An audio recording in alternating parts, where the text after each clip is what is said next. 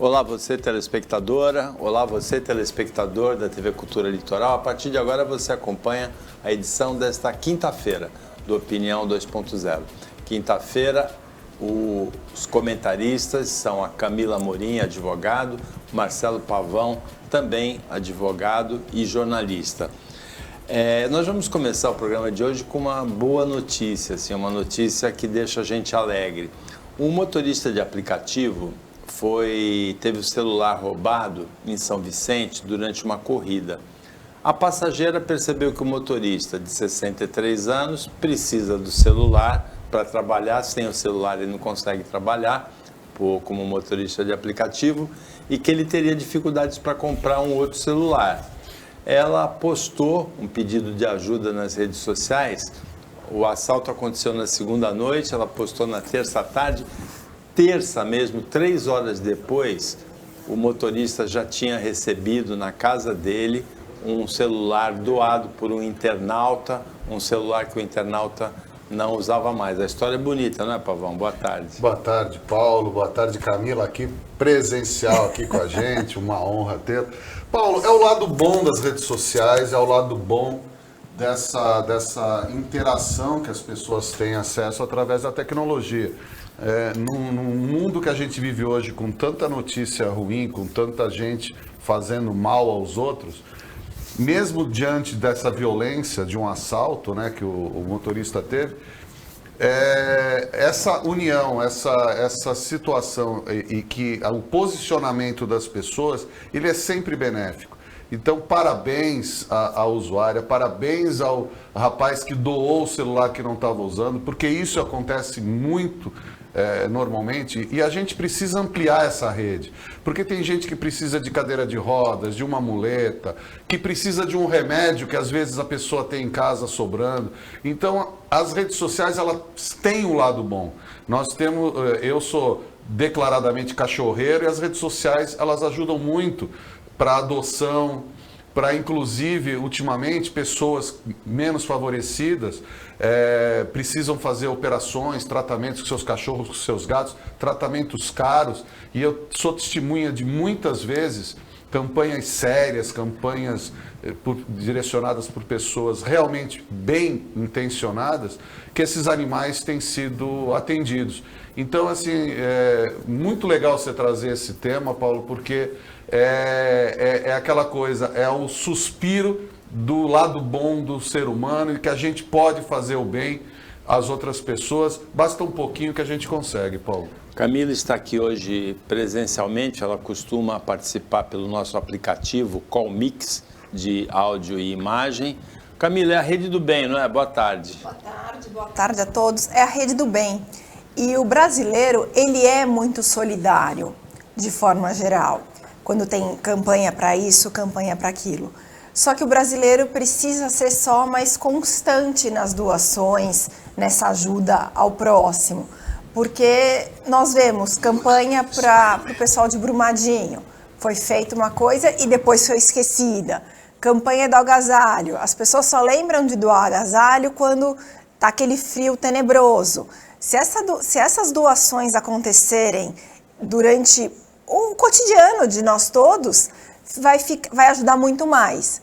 Nesse caso, parabéns à moça que teve a iniciativa e que parabéns ao rapaz que doou o celular e que nós tenhamos cada vez mais casos assim para comentar. A outra notícia, a segunda notícia que a gente vai comentar hoje é uma notícia engraçada. Um cliente de uma pizzaria já tinha aplicado um golpe que é o seguinte: ele manda um comprovante de depósito por Pix na conta da pizzaria, ele faz um primeiro depósito de 1 centavo, de 10 centavos, aí ele pega o comprovante, adultera, faz o valor do pedido, R$110, no caso era R$55, e faz o pedido, mostra que já o comprovante de pagamento. O dono da pizzaria já estava esperto, porque já tinha levado esse golpe desse mesmo cliente numa outra vez, o depósito não apareceu depois. Então ele falou, tudo bem, e mandou uma entrega falsa também. Mandou uma pizza sem recheio e mandou um suco de pozinho, aquele suco que dissolve o pó, só que com sal, que ele nem poderia tomar o suco, o cliente. O cliente falou, não, mas eu estou só aplicando esse golpe porque eu preciso comer.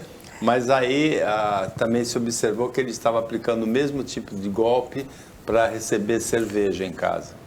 Ô, Paulo, assim, tem vários pontos aí. Primeiro que essa coisa da vingança, a gente está rindo, tá engraçado que mandou bebida com sal e a coisa, só que, sei lá, se a gente abre a caixinha numa situação dessa de vingança, a coisa pode ser pior. A pessoa daqui a pouco está colocando chumbinho, veneno de rato, está colocando uma coisa e dá uma tragédia. Então, assim, a gente precisa se acautelar em relação aos golpes. Eu vi o depoimento, inclusive, do dono dessa pizzaria, se não me engano é no Maranhão. Não, Piauí. Piauí, Maranhão, para aqueles lados lá. E aí o dono, ele falou que agora ele passa a conferir, quer dizer, quem manda o Pix, ele já entra no aplicativo para ver se o dinheiro está ali, senão ele não manda a pizza. E é o que a gente tem que começar a se acautelar. É a mesma coisa quando o banco liga para sua casa e fala, olha, estou mandando um motoboy, entregue o cartão e a senha. Isso é golpe, não há possibilidade disso. Tá? E a gente está agora atacando outro golpe, que são os anúncios patrocinados pelo Facebook. Você está dentro do Facebook, tem um anúncio patrocinado, se você clicar e for direto para o pagamento, é golpe, é regra. Então, se você vai comprar um produto e você clica e vai direto para o pagamento, é golpe. Porque tem que ir para o site da empresa, onde está sendo vendido o produto. Então, se você está lá comprando algo muito mais barato no Facebook, você clica e vai para o pagamento, desista, denuncie e bloqueie, porque é golpe. E nesse caso do Pix, mereceu a trollada, né, que se fala, de receber o suco e a pizza, mas muito cuidado com essas vinganças, porque hoje em dia, com o pessoal fora da caixinha, a pessoa pode tomar uma atitude impensada e ocasionar uma consequência inesperada e muitas vezes trágica. Então, o que é bom a gente se acautelar. Você que é comerciante, vai receber um Pix, você que está vendendo, confira antes no aplicativo. O dinheiro entrou? Entrou. Aí você continua. Dinheiro não entrou? Não faz o produto, não envia, porque tem muita gente vendendo, como o Paulo falou, é o que eu estava precisando comer, né? Passando golpe, precisando comer. Então tá cheio de gente aí, vai todo mundo passar golpe? Não é assim. Agora, tem muita gente vendendo camisa de futebol, tem muita gente vendendo CDs, LPs, objetos pessoais que estão precisando de dinheiro. As pessoas recebem o aviso do Pix, não conferem na sua conta, mandam o material e depois descobrem que é golpe. Então a gente precisa se acautelar para não incentivar os golpes e, principalmente, fazer um boletim de ocorrência se caiu num golpe, para as autoridades começarem a registrar. De nada adianta a gente reclamar através de televisão, rádio, revista, jornal, ou com um amigo, ou com um vizinho, se as autoridades não tomam conhecimento. Agora, o Pavão tem razão, a justiça pelas próprias mãos, o golpe foi a trollada, né? O contragolpe foi engraçado, mas a gente nunca deve decidir a justiça pelas próprias mãos. Sempre os canais competentes, né? Sim. Não entrega a pizza, o depósito não caiu e, como foi a segunda vez, registra um boletim de ocorrência, né? Sim, porque recentemente a gente comentou o caso de um sanduíche, não sei se vocês lembram. Chegou 3 dias depois, né? Não, um sanduíche que a mulher ligou reclamando porque a Coca-Cola, que fazia parte do combo, veio errada. E os donos da lanchonete foram à casa dela com intenções violentas. Então a gente tem que tomar muito cuidado, porque tem coisa que é engraçada, que acabou sendo engraçada para nós, mas que a gente, se for pensar o perigo que as pessoas correm, é muito grande. Então é isso. Caiu em alguma coisa, suspeitou de alguma coisa, não toma nenhuma atitude drástica. Semana passada chegou na minha casa um boleto do meu banco dizendo que eu devia para o banco um valor X, já com o canhoto para pagamento. Eu só achei estranho porque o banco normalmente manda correspondência com o logo dele colorido e não era colorido, era tudo branco e preto. Aí eu liguei para saber e era golpe. E essa semana na praia também, eu fui pagar, erro meu, eu nunca olho o valor da maquininha. E dessa vez eu olhei, era uma compra de R$110, o cara tinha passado R$1.100. Então a gente precisa ficar 24 horas esperto. É verdade. A outra notícia que a gente vai pautar agora, nesse primeiro bloco, para completar essas notícias mais folclóricas, para o bem ou para o mal, é de uma briga no motel.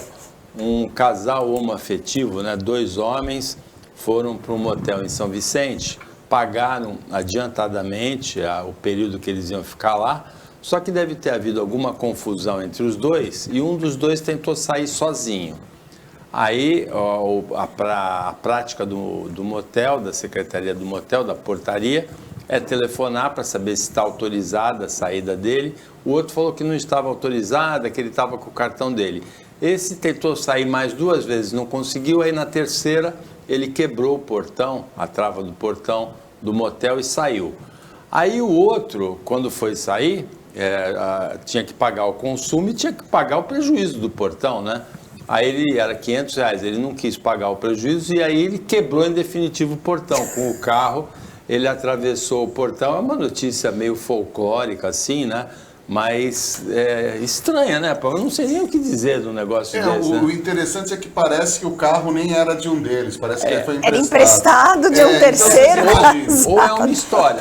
Mas imagina. Esse do carro ligou depois pro motel e falou, vamos abafar isso, porque o carro é emprestado de um cara casado e pode dar confusão para ele. Isso é a história que ele contou. Né? Então, porque o carro que fez o dano foi identificado, a placa está ali.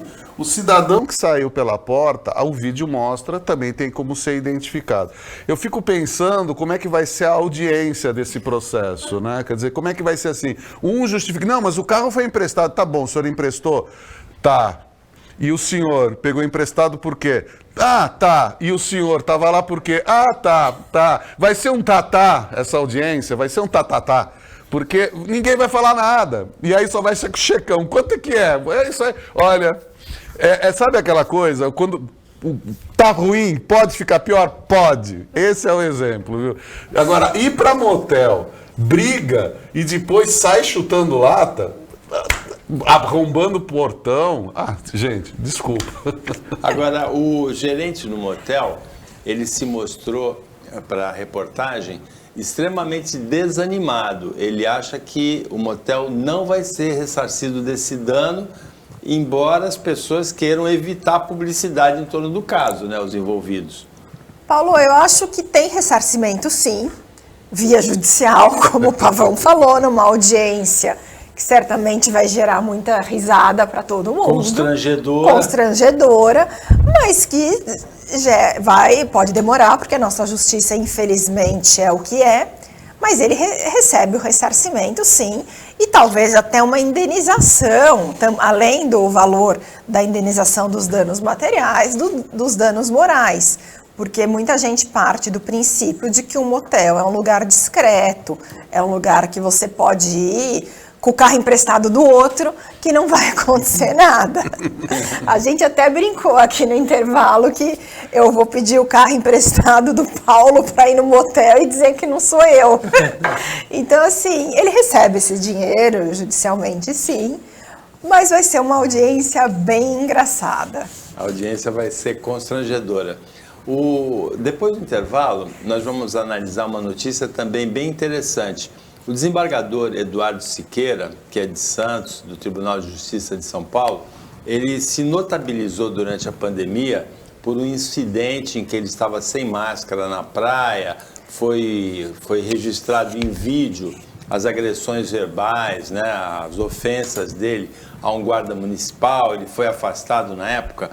Ontem, o Conselho Especial do TJ de São Paulo, do Tribunal de Justiça, puniu esse desembargador com uma disponibilidade de 2 anos. A gente até vai questionar também o caráter da punição que é dada a um desembargador ou a um promotor, né, que continua com os salários, né? Mas por conta, é curioso que, como se dizia no século passado, parece que ele é useiro e vezeiro de fazer isso. Porque ele ligou em 2015 para o 190, maltratou a atendente, porque não teve o objetivo dele satisfeito, né, o pedido dele satisfeito. E esse caso só foi revelado 5 anos depois do incidente da pandemia. Foram atrás, a TV Record foi atrás, registrou, aí o TJ tomou conhecimento e ontem saiu a punição. Depois do intervalo a gente comenta. É o zero e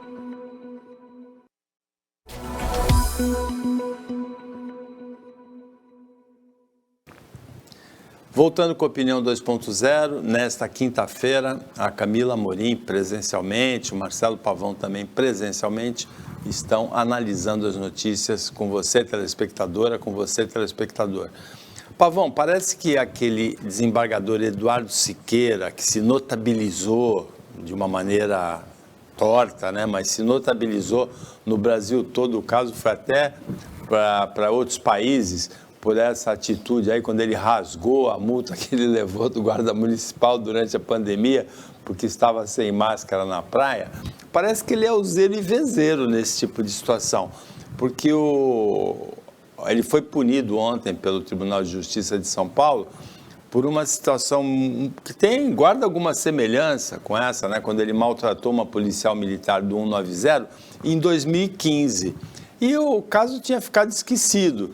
Mas quando houve esse episódio aí, a TV Record foi atrás do outro caso, veio a público e o Tribunal de Justiça acabou punindo pelo outro caso. Por esse ele ainda não foi punido, né? Então, Paulo, e tem mais um outro que veio à tona quando houve o caso da máscara, de uma desembargadora que foi maltratada, ameaçada no estacionamento do próprio tribunal.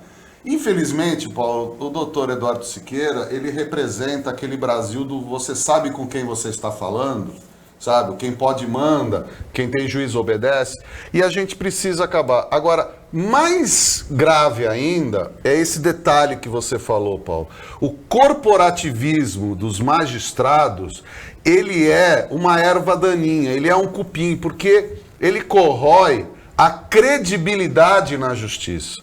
Então nós tivemos há alguns anos aqui em Santos um juiz que durante a época do confisco, lá da poupança, do fundo de garantia, ele liberava o que era competência federal, ele liberava aqui em Santos. Foi descoberto, tal, juiz extremamente respeitado, extremamente ovacionado aqui na região. Aí ele foi punido severamente, sabe com o quê? Com a aposentadoria. Ele foi obrigado a se aposentar e receber sem trabalhar. Ao contrário do trabalhador que trabalha a vida toda e depois ele ganha para descansar. Não, o magistrado que é pego roubando, que é pego fazendo coisa errada, ele é punido com a aposentadoria. E aí ele vai para a OAB, tira a carteirinha e vira advogado. É essa que é a situação.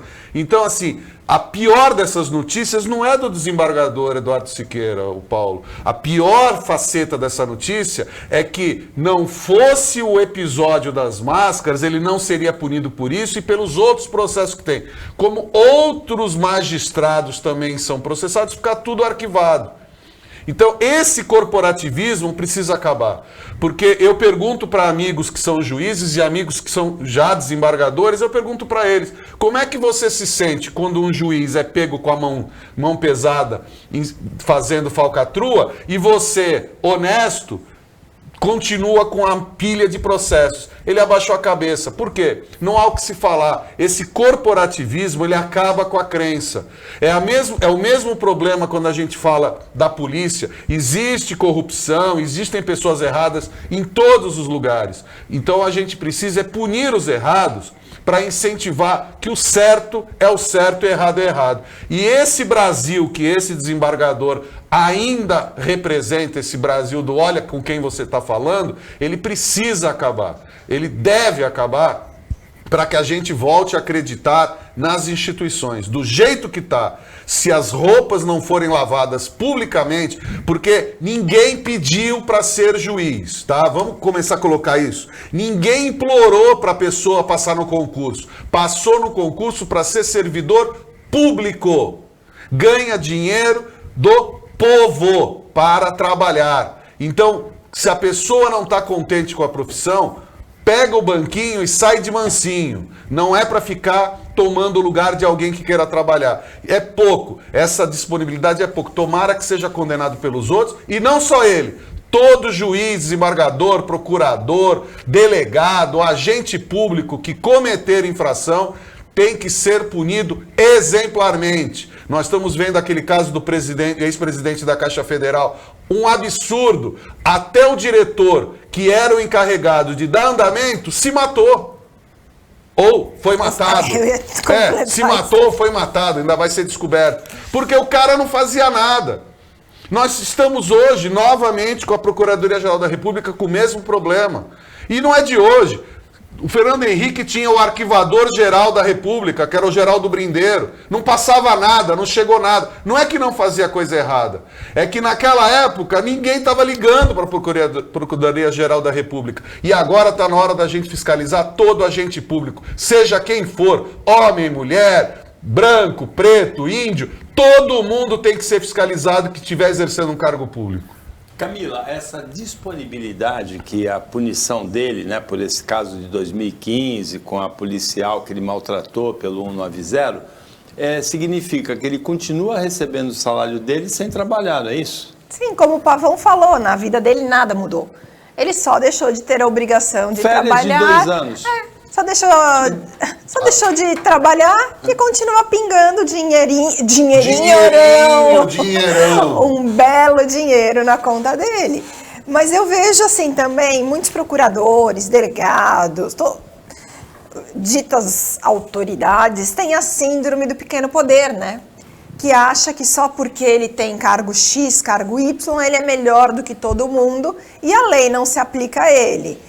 E está muito errado isso. Eu tinha um professor na faculdade que falava que a diferença para um advogado, para um juiz, para um procurador, para um promotor, é que essas pessoas estudaram com um foco diferente de nós advogados.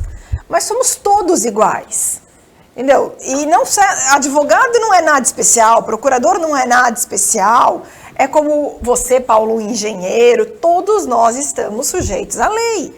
Nós não podemos desrespeitar servidor público. Isso é crime, isso dá cadeia, isso tem consequências. Rasgar documento na frente, querer mostrar o eu mando ou eu sou fulano, sou beltrano. Dane-se que você é alguém. Você tem que seguir a regra. Pronto, é simples. Olha, uma pesquisa Datafolha mostra uma realidade que já era mais ou menos conhecida, mas mostra com números assim bem preocupantes para a campanha do presidente Jair Bolsonaro. Entre os jovens de 16 a 29 anos pesquisados nas 12 maiores capitais brasileiras, a intenção de voto no ex-presidente Lula é de 51%, no presidente atual que tenta a reeleição, Jair Bolsonaro, é de 20%, e em terceiro, com uma intenção de voto maior do que nas pesquisas gerais, o candidato Ciro Gomes, do PDT, com 12%, Pavão. Paulo, o que me surpreende é só 51% dos jovens estarem contra. Eu imaginava que fosse bem mais o número, bem maior. Eu acho o seguinte, Paulo, nesse momento, está começando agora a formalização das campanhas. A gente esperar uma terceira via com essa polarização não dá. Então, a questão é muito simples. Há um plebiscito em andamento. Oi. É que você é São Tomé, você não acredita nas possibilidades. Não. Mas quem sabe a Simone Tebet da terceira via decola agora. Mas então, Paulo, a questão é eleger... Você é São Tomé em relação... Então, não é Ele isso, Paulo. Ele é São Tomé em relação a tudo. Eu adoraria ter possibilidade. Acontece, Paulo, que a gente tem que trabalhar na realidade. A Simone Tebet, eu tenho assistido agora, a Globo News tem feito uma sessão de 3 horas de entrevista, já entrevistou Simone Tebet, o José Janones e o Ciro Gomes. Eu assisti os 3. A Simone Tebet é uma mulher do bem, é uma pessoa bem intencionada, é uma pessoa que pensa para frente, ela tem soluções. Só que ela hoje, politicamente falando, ela é uma nanica. Ela não há mais condição de agregar nesse momento. Veio José Janones na terça-feira, um cara também bem intencionado, um cara que quer propostas, está absolutamente sozinho. Ou seja, se for eleito, não tem o que fazer. Ontem foi o Ciro Gomes, uma pessoa extremamente qualificada. Resposta para tudo, ele passa a ser chato por ter tanta informação. É um cara que fala sobre tudo. Só que ele se isolou, ele se inviabilizou. E o último taco que foi dado na campanha dele foi a briga com a atual governadora do Ceará, que era até ontem do PDT, não deram legenda para ela para possibilitar outro candidato, ela saiu do partido. Ou seja, até no Ceará o Ciro Gomes está isolado. Então a gente fica com dois candidatos. Ou se considera um plebiscito para se renovar o mandato do presidente Jair Bolsonaro, ou se troca. Se o presidente Lula é o melhor ou não, existem duas opiniões antagônicas que hoje são as preferenciais, e eu duvido que isso se altere, que é ou mais 4 anos de Bolsonaro, ou Lula tentar se refazer como político, como estadista, como líder, em relação a tudo que aconteceu nos governos anteriores. Então, é uma aposta para ficar do jeito que está ou tentar mudar. Ocorre o seguinte, Paulo, as faixas etárias são muito definidas. As pessoas acima de 50 anos estão, 50, 60 e para cima, estão com uma tendência de apoiar o Bolsonaro. O meião e os jovens estão sentindo na pele que a coisa não está legal. Principalmente os jovens, que estão vendo que a coisa não está legal. Então a gente tem que começar a pensar. Agora, o mais importante que eu vejo dessa situação, Paulo, é a participação dos jovens nesse pleito. Que a gente estava vendo, eleição após eleição, os jovens irem para a praia, irem para a casa de campo, ficarem em casa, não votarem. Isso aconteceu na Inglaterra com o Brexit. Todo mundo começou a falar sobre o Brexit, né? Olha, vamos sair, vamos sair, vamos sair. O que os jovens fizeram na Inglaterra? No feriado, no final de semana da votação, foi todo mundo para a praia, ninguém votou. Quem votou? Foram os mais velhos. Foram os idosos do interior e viraram. E a Inglaterra saiu. Vamos lá hoje para Londres para ver como é que está. O que aconteceu com o fim do mercado europeu? A bagunça que está a City de London, a Central Financeira de Londres, como está ruim para se trabalhar.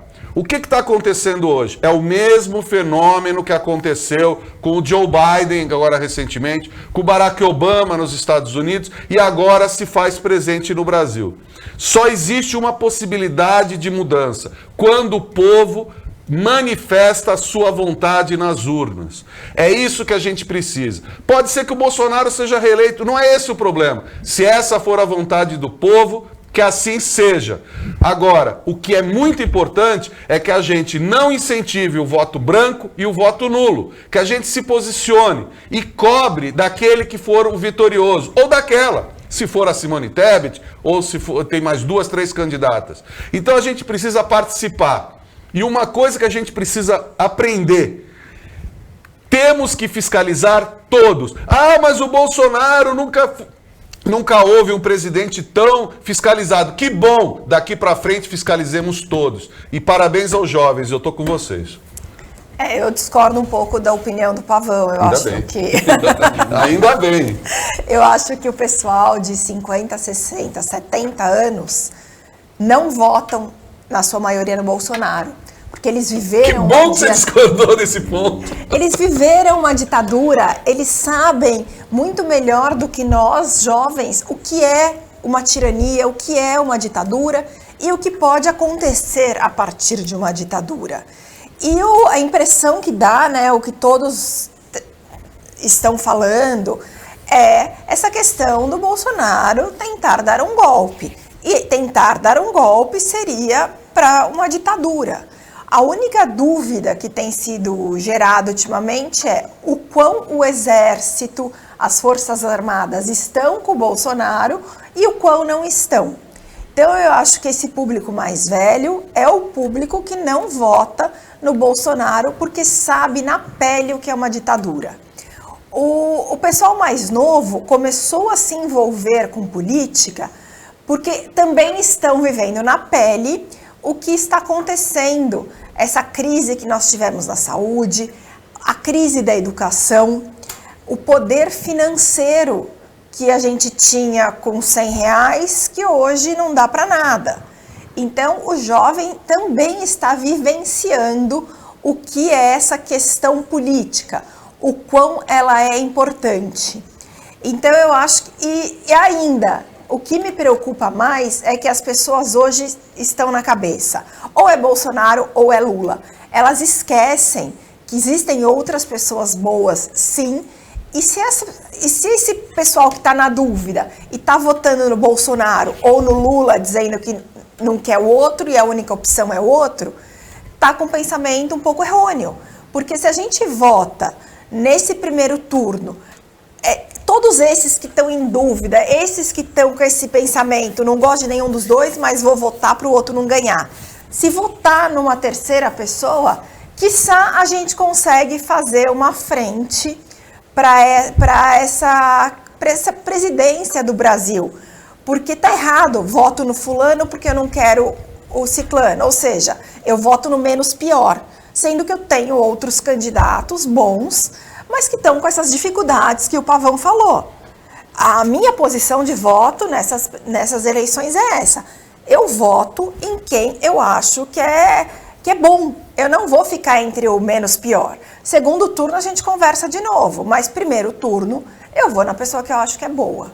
Eu discordo um pouco da Camila, eu entendo que o pessoal, principalmente de renda mais alta, de branco e de idade mais alta, o Bolsonaro tem uma vantagem aí nas pesquisas, uma vantagem competitiva, apesar do discurso autoritário dele. Agora, entre a garotada, entre jovens de 16 a 29 anos, eu vejo muito poucos votos no Bolsonaro, é o que a pesquisa Datafolha traduz. De certa maneira, vai ser um confronto, em parte, né, um confronto de gerações. Tem uma frase antiga, porque o mais velho tem mais medo do socialismo, que na verdade hoje é um fantasma, né? A esquerda é mais a social-democracia, né? Eles pintam de vermelho os outros países da América Latina, mas na verdade não é comunismo mais. O comunismo ficou lá no passado, quando caiu o Muro de Berlim, né? Quando se dissolveu a União Soviética, a experiência comunista como governo foi fracassada. Eu lembro sempre de uma frase de um médico francês, Georges Clemenceau, no final do século XIX, ele dizia que quem não foi socialista até os 20 não tem coração e quem continua socialista depois dos 40 não tem cérebro, né? A frase do Georges Clemenceau. A opinião volta depois do intervalo.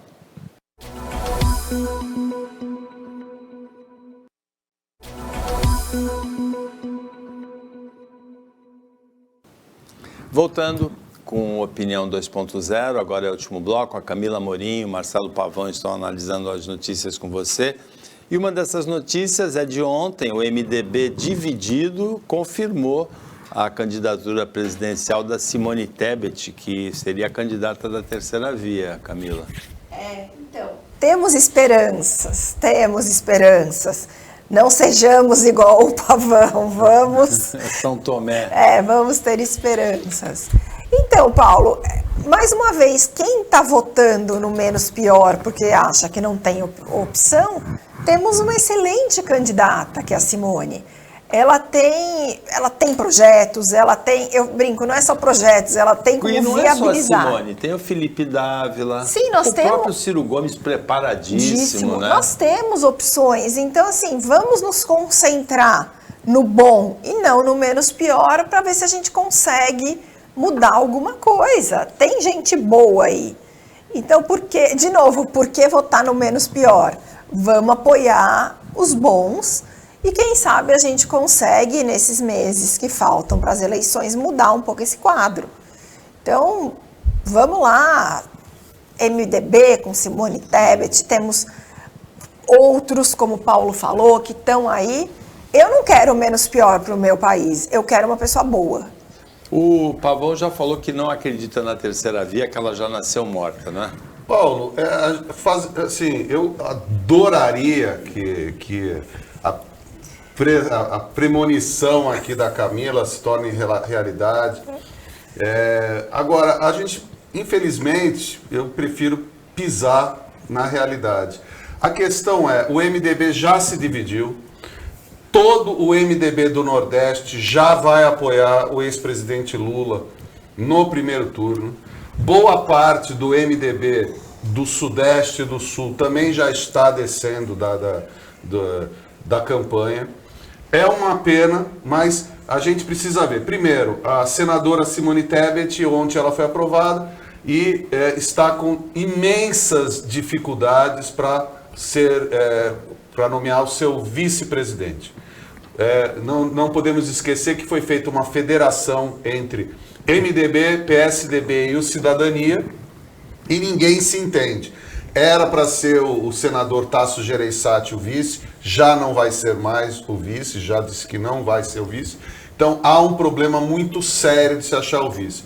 E o problema maior ainda é onde a senadora terá palanque no país para se falar. Então, por exemplo, o MDB do Rio Grande do Sul não está abraçando a campanha da Simone Tebet. O MDB de todo o Nordeste. Aqui mesmo em São Paulo vai ser muito difícil a senadora ter palanque. E isso inviabiliza, porque a pessoa acaba ficando sozinha e acaba falando sozinho. É o mesmo que está acontecendo com o Ciro Gomes, é o que está acontecendo com vários outros candidatos, que com essas mudanças eleitorais, porque houve toda uma mudança das federações, então agora você não pode ter vários partidos juntos para o legislativo, só para o executivo, isso inviabiliza. Então nós temos casos no Brasil onde o o PL de Jair Bolsonaro está no mesmo palanque do PT de Lula. Isso existe em países lá para o norte, para o centro-oeste, existem coalizões absolutamente impensáveis aqui para a nossa região. Só que a gente precisa começar a ver o seguinte: o presidente ou a presidente que se sagrar vencedor ou vencedora nessas eleições tem que começar a 1000 por hora no dia 1º de janeiro. E vai ter que ter uma coalizão de forças. Então não basta vencer a eleição, vai ter que ter uma coalizão. Então, assim, não desmerecendo e não desfazendo a intenção e a premonição da Camila, eu quero acreditar que a gente tenha essa nova... Que surja, tomara que surja, que a gente quer o melhor. Agora, sinceramente, eu vejo que o Brasil hoje, ele está escolhendo entre manter o Bolsonaro e trocar, dar mais 4 anos e trocar, como todas as reeleições. E seria a primeira reeleição se o Bolsonaro não continuar, porque todos até agora foram reeleitos. Então, é uma questão, na minha opinião, de um plebiscito. Quem é que vai ser a opção ao Bolsonaro que tem condição? Então, eu sempre tive um voto decisivo, pensado na minha questão de primeiro turno, tanto que eu votei também nessa história de primeiro turno, só que eu vejo que esse momento é um momento delicado e perigoso para o Brasil. Ou se quer o Bolsonaro ou quer tirar. E aí eu peço licença para discordar, mas a gente tem que se posicionar em quem tem condição de fazer algo. Entre a certeza de ser um fracasso e a dúvida de ser melhor, eu fico com a dúvida de ser melhor. O Pavão tem razão. Na história recente da República, das eleições presidenciais no Brasil, depois da Constituinte de 88, o Fernando Henrique se reelegeu, primeira eleição em 94, segunda em 98, o Lula, que se elegeu em 2002, também se reelegeu em 2006, apesar do escândalo do Mensalão, e a Dilma, que se elegeu em 2010, também se reelegeu em 2014, para depois sofrer impeachment. Então, nós temos 3 presidentes eleitos e todos reeleitos nessa história recente da democracia brasileira. Por falar em democracia, os juristas ligados à Universidade de São Paulo, pela Faculdade de Direito do Largo São Francisco, escreveram um texto em defesa da democracia e das urnas eletrônicas, é uma espécie de resposta aos ataques às urnas eletrônicas que têm sido desferidos pelo presidente Jair Bolsonaro. É uma espécie de resposta, embora o texto seja muito cuidadoso para não ser pró-Lula nem anti-Bolsonaro. Esse texto teve 4,5 milhões de visitas no primeiro dia, em 24 horas, 160 mil assinaturas. Agora tem outro lado também, não é? Sofreu 1.500 ataques de hackers, Pavão. Uma das 160 mil assinaturas é minha, que eu já assinei. Uma também é minha. Então, eu estou lá assinado. Porque a primeira coisa, Paulo, é essa. A Fiesp vai lançar um manifesto parecido, né? Porque eu acho o seguinte, Paulo. O presidente Jair Bolsonaro foi eleito pelas urnas. Então, eu posso ser um crítico a ele, eu posso ser uma pessoa que não concordo com as decisões, mas eu reconheço a legitimidade e a autoridade do presidente da República. Então, a gente tem que ter um limite. O que eu posso discordar é na urna. Então, na urna, se eu não concordar com o Bolsonaro ou quem quer que seja, eu posso discordar na urna, mas eu tenho que respeitar as instituições e respeitar principalmente as pessoas que foram legitimamente eleitas. E é exatamente esse o ponto que algumas pessoas do atual governo e uma boa parte da população equivocadamente ficam discutindo, pedindo intervenção, ditadura, como se fosse uma coisa absolutamente corriqueira. Olha, fecha tudo para a gente consertar. Não, a gente tem que consertar no voto, na participação do povo, indo lá e manifestando a intenção. Se na próxima eleição o presidente Bolsonaro for reeleito, parabéns, vamos torcer para que ele faça diferente. É assim, e esse manifesto e outros que vão surgir e que precisam surgir, eles são em defesa das instituições. Porque senão fica esse mantra, o STF não deixa o presidente governar, o TST não deixa o presidente governar, como que não deixa? Como que não deixa? Então a gente precisa começar a questionar essas situações. Se alguém souber indicar um único movimento do STF, um movimento que impediu um projeto do atual governo, eu mudo minha opinião. Um projeto, não tem. Agora, você entrar na justiça e não obter o efeito que você esperava, isso é da justiça, porque um sempre vai ganhar e um sempre vai perder, a não ser que faça uma conciliação.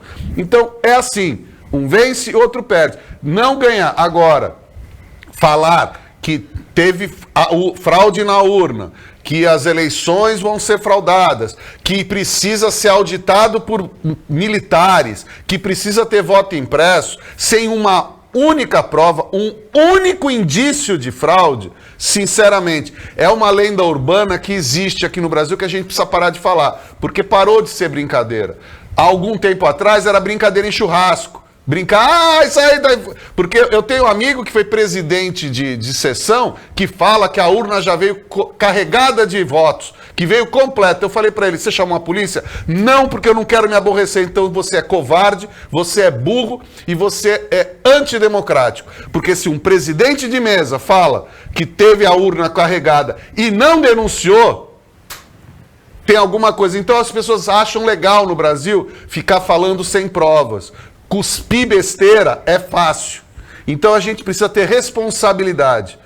Sabe? É como aquele isentão. Eu vou anular meu voto porque eu não tenho nada a ver com isso. Eu não votei, eu não sou responsável. Então a gente precisa participar. E eu sempre falo um exemplo simples. Você que mora em condomínio, você vai à reunião do seu condomínio? Você participa das decisões do seu condomínio? Então, como é que você quer participar da decisão do país se na sua própria casa você não participa? Tenta pensar por aí. Você conserta muita coisa na sua casa se você for à reunião de condomínio. E se você votar, você conserta o seu país também. Camila. A gente, salvo engano, nas últimas eleições a presidente, o próprio Bolsonaro já fomentou que teve alguma fraude, porque ele deveria ter ganho com um número muito maior de votos do que de fato foi. Eu acho que ele tem um pouco de Trump, né, na veia. Antes de eu perder, eu já vou contestar, falar que foi fraude. Então eu já planto a sementinha e se eu perder tá ali porque foi fraude. Todo mundo sabe, assim, a gente já está cansado de ter provas de que a urna é segura, de que não tem como ter, ela não é ligada à internet. No final da votação é impresso um papelzinho dizendo como foram os votos. Qualquer partido pode ali olhar, eles validam. Então, assim, não tem o que falar com esse folclore, com essa piada sem graça que é feita no Brasil. Assim, chega, vamos organizar a casa, como disse o Pavão. Estamos cansados, muda a ladainha. E em relação ao manifesto, a gente sabe que a USP, que o Largo São Francisco, ele foi berço sempre de muitas manifestações, muitas reações à antidemocracia. Então, ele já fez manifestos em outras épocas, principalmente durante a ditadura, né? Os maiores reacionários vieram do Largo São Francisco e nada mais está sendo feito do que um acorda povo, né? Olha tudo o que está acontecendo, olha o que é uma democracia e compara com o que você está vivendo. Isso é democracia? A direção que estão querendo dar ao país é democracia? Ali não, como o Pavão falou, eu também já assinei, ali não está pró-partido político nenhum, não está pró-candidato nenhum. Esse manifesto é nada mais do que um Acorda Brasil, democracia, é isso que você está elegendo? É assim que o seu país está sendo conduzido? Então, assim, vale a pena todo mundo ler o manifesto, porque é um ensinamento também sobre democracia. Olha, para terminar o programa, uma notícia que não tem nada a ver com política, não tem nada a ver com polícia, não tem nada a ver com boas ações também, mas tem uma curiosidade. O maior diamante rosa em 300 anos foi encontrado em Angola, um diamante de 170 quilates. Pavão, a gente já esgotou o tempo, mas lembra um pouquinho o filme da Pantera Cor-de-Rosa, do Inspetor Clouseau, não é? E outra coisa, e lembra também aquele Diamante de Sangue lá, o filme, que é muito bom, Leonardo DiCaprio, que é muito bom. Porque é o seguinte, agora esse diamante vai ter que desaparecer, alguém vai comprar para trancá-lo no cofre. Porque se ele for lapidado e quebrado, o preço do diamante vai cair. Então, ele perde uma parte da massa dele ao ser lapidado. Então ele vai ser provavelmente comprado por alguém para ser trancado num cofre para manter o preço do diamante alto.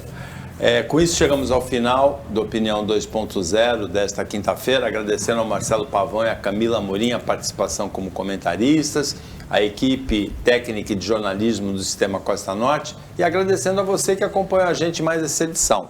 Até amanhã, nesse mesmo horário de 15 para 1 da tarde, um pouco depois da meia-noite na reapresentação e uma ótima quinta-feira para você que você merece.